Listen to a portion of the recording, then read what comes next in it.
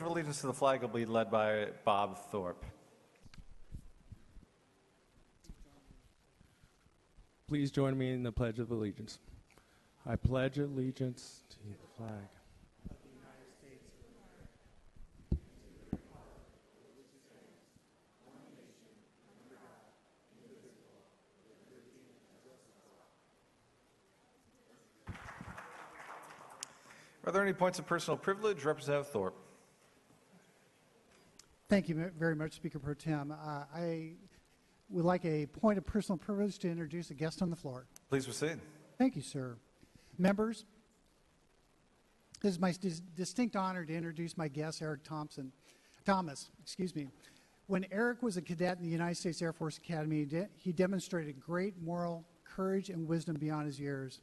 While as a student, he was recruited by the Office of Special Investigations and helped protect women at the Academy while assisting in 3 convictions of sexual assault. The convictions were a result of a program called Operation Gridiron. Democrat U.S. Senator Kirsten Gillibrand and her Republican colleague, Senator John Thune, learned of Eric's undercover work and the price that he had paid for it. In their bipartisan fight for Eric, Gillibrand and Thune came to Eric's defense when they learned that due to his undercover work for OSI, Eric's dream had been crushed of graduating from the Academy and then serving our country as an Air Force pilot. In 2016, attorney Daisy Jenkins wrote an article in the Huffington Post about Eric entitled, "A Life Sentence for a Former Air Force Academy Cadet Who Helped Expose Sexual Assaults at the Academy."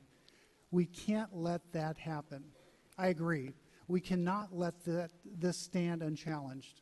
An injustice occurred against this patriotic young man whose work with OSI brought predators to justice while protecting numerous young women from sexual assault.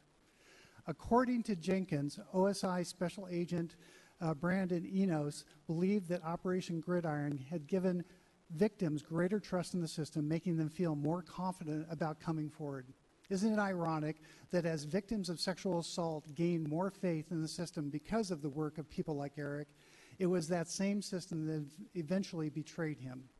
That betrayal has been uncovered by ABC's Nightline, the New York Times, ESPN, Slate, and the Colorado Gazette. And yet the sunlight that usually disinfects has only blurred the vision of our leaders. We cannot ignore this injustice any longer. Eric comes from a proud tradition of patriotic public service. His stepfather is retired chaplain, Lieutenant Colonel Weston H. Walker, who served in the United States Air Force for over 2 decades. His mother, who's here on the floor with us, Rosita Perez Walker, who also joins us here on the floor today, as I mentioned, works tirelessly as a nurse and is committed to fighting for Eric's future.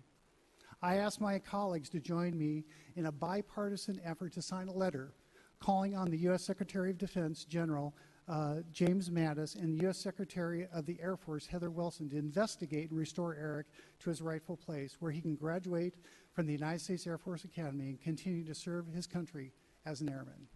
And members, if you would be willing,